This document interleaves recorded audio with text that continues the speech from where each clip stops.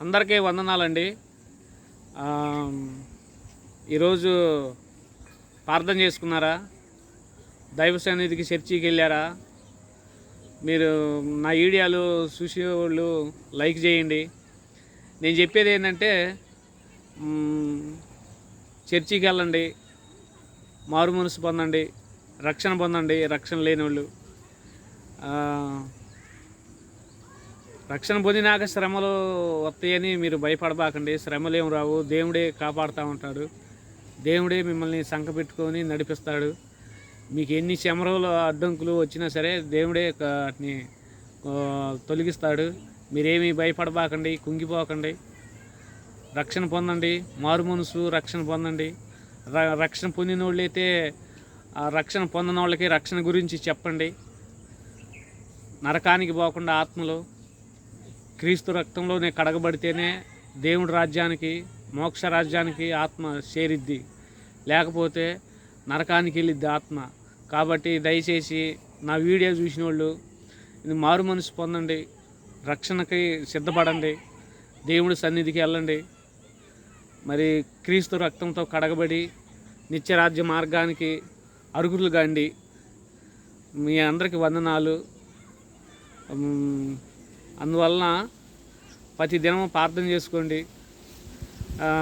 రక్షణ లేని అన్ని జనులకి రక్షణ గురించి చెప్పండి. క్రీస్తు మన కోసమే ప్రాణం పెట్టిండు, మన కోసమే సిలువలో 3 మేకుల మధ్యన వేలాడిండు, చనిపోయిండు, 3వ దినం మృత్యుంజయమై లెగిసిండు, మరణాన్ని జయించి.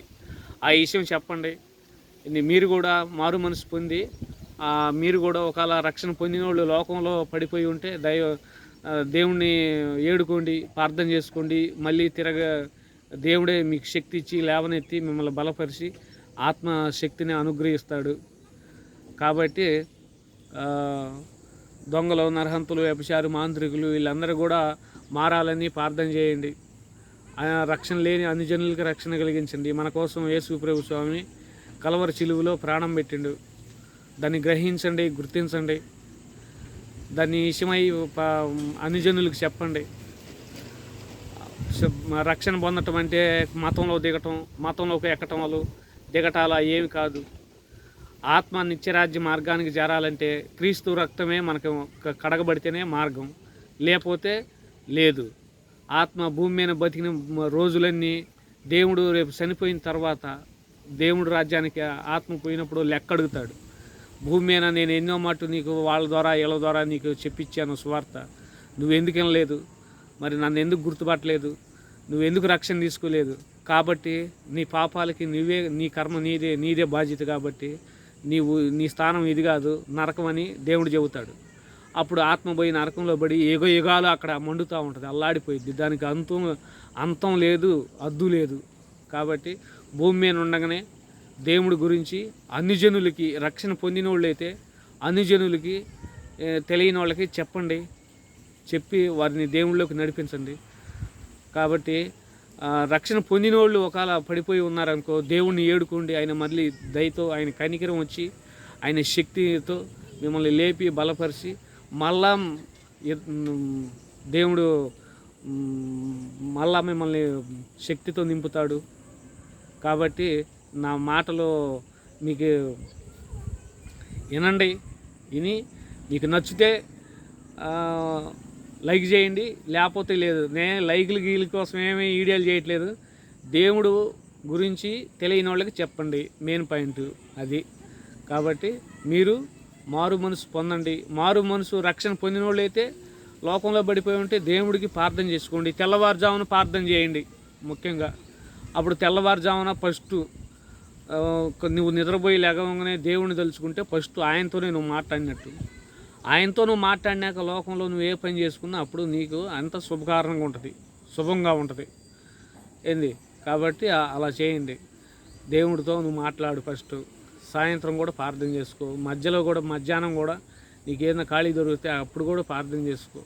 అసలు నేను చెప్పేది ఏంటంటే, నువ్వు దోవన నడిచేటప్పుడు కూడా నడిచేటప్పుడు దేవుడితో మాట్లాడచ్చు, పాట పాడుకోవచ్చు. అది ఇంకా ఏకాంతం ప్రార్థన.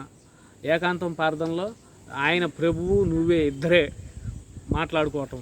ఇంకేరే వాళ్ళు ఎవరు ఉండరు, మీకు ఇబ్బంది కూడా ఉండదు. అప్పుడు దేవుడి శక్తి నీ మీదకి దిగొచ్చిద్ది. ఏ దెయ్యాలు, దురాత్మలు, దెయ్యాలు, పిశాసులు అన్నీ కూడా యేసు నామములో బంధించబడతాయి. కాబట్టి ప్రార్థన చేయండి. ప్రతి ఒక్కళ్ళకి రక్షణ పొందిన వాళ్ళు, రక్షణ పొందిన వాళ్ళకి నేను ప్రార్థన చేస్తే వాళ్ళ దెయ్యాలు నా మీదకి వస్తాయేమో. దెయ్యాలు రావు, భూతాలు రావు. యేసు ప్రభు స్వామి ఏం చెప్పిండు? పొందిన ఆ దినమే పరిశుద్ధాత్మ దేవుడు మనలో విమోచన దినం వరకు కట్టబడి ఉంటాడని, ముద్రికి సీలు వేయబడతాడని బైబిల్ గ్రంథంలో ఉంది. కాబట్టి రక్షణ పొందినోళ్ళకి ప్రార్థన చేయండి. ఏమి కాదు, నువ్వు మంచి పని ప్రార్థన చేస్తున్నావు, దేవుళ్ళలోకి నడిపిస్తున్నావు. కాబట్టి నీకు ఏది కావాలన్న, ఒకవేళ నీకు ఏదైనా భయంగా ఉండా దేవుడే తీసేస్తాడు, దేవుడే నిన్ను బలపడతాడు. ప్రార్థన చేస్తే నాకేమన్నా యుద్ధం ఏమి కాదు. నా మాటని ప్రార్థన చేయండి. అన్ని జనులకైనా చేయండి, బాగలేని వాళ్ళకైనా చేయండి, ఎవరికైనా చేయండి. రక్షణ పొందిన వాళ్ళు దేవుడితో ప్రార్థన చేసుకోండి. కాబట్టి ఈ విషయాలు ఇంతటితో అందరికి వందనాలు.